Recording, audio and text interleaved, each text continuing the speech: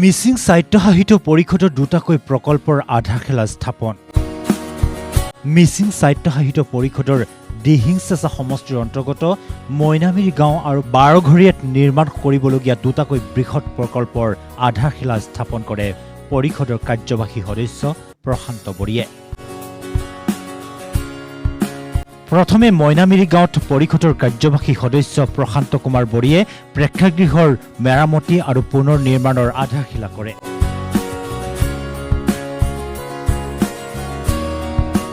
মইনামেৰী গাঁও বুলি ক'লে এক সাংস্কৃতিবান ঠাই আৰু এই অঞ্চলৰ মানুহবোৰে আলি আলি গাঁৱকে ধৰি পৰাগ বা বিভিন্ন উৎসৱ পাৰ্বণ অনুষ্ঠান ইয়াত অনুষ্ঠিত কৰা হয় আৰু মইনামেৰী গাঁৱৰ প্ৰতিজন মানুহে ইয়াৰ মিচিং কৃষ্টি সংস্কৃতিৰ পৰম্পৰাগত শৈলীৰ লগত জড়িত।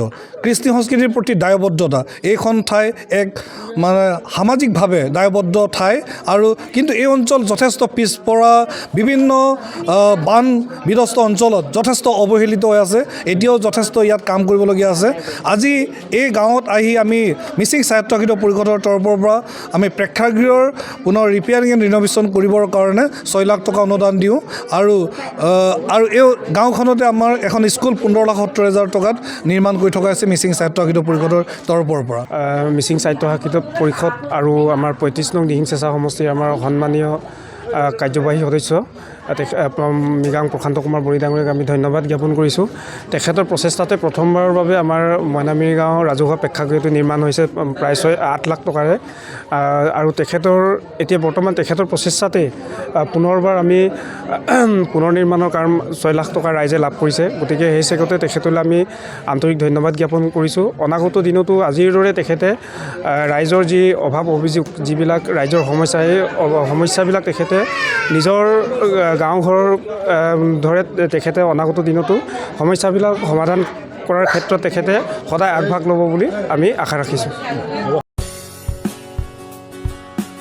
ইফালে ইয়াৰ পাছতেই বাৰঘৰীয়াত নামঘৰৰ আন্তঃগাঁথনি উন্নয়নৰ আধাৰশিলা স্থাপন কৰা হয়।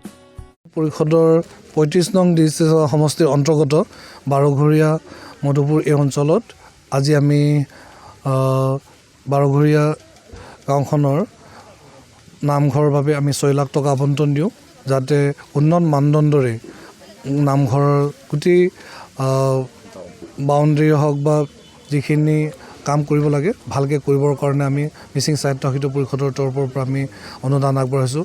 আমি মিচিং স্বায়ত্তশাসিত পৰিষদৰ আগন্তুক বৰ্ষত 6 লাখ টকা পুনৰ ধাৰ্য কৰা হ'ব।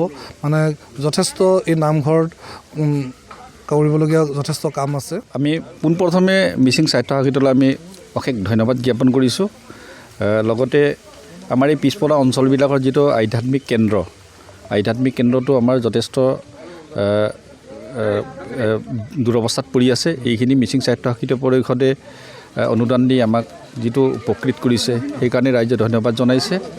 লগতে যিবোৰ কামৰ দায়িত্ব লৈছে, এইখিনিক আমাৰ বিশেষভাৱে মিচিং স্বায়ত্তশাসিত পৰিষদৰ EM প্ৰশান্ত বড়িদেৱে বিশেষভাৱে তৎপৰতাৰে কাম কৰিবৰ কাৰণে এখেতসকলক পৰামৰ্শ দিয়াত আমি এখেতলৈ ধন্যবাদ জ্ঞাপন কৰিছোঁ। উল্লেখ্য যে মইনামেৰী গাঁৱৰ প্ৰেক্ষাগৃহটি 6 লাখ টকাৰ বিপৰীতে বাৰঘৰীয়া নামঘৰৰ বাবে 6 লাখ টকাৰ আবণ্টন দিয়া হৈছে। ইফালে এই উদ্বোধনী অনুষ্ঠানত MMKৰ তিনিচুকীয়া জিলা সমিতিৰ সভাপতি সৌৰভ লাগাছু, TMPKৰ ডিব্ৰুগড় জিলা সমিতিৰ সম্পাদক জ্যোতিপ্ৰসাদ মেলি, MMK ডিব্ৰুগড় জিলা সমিতিৰ উপসভাপতি যোগেশ চুংক্ৰাং, TMPKৰ ডিব্ৰুগড় জিলা সমিতিৰ কাৰ্যনিৰ্বাহক সদস্য অদীপ কুমাৰ টায়েং, শিক্ষা সম্পাদক মিণ্টু চুংক্ৰাং আদি উপস্থিত থাকে।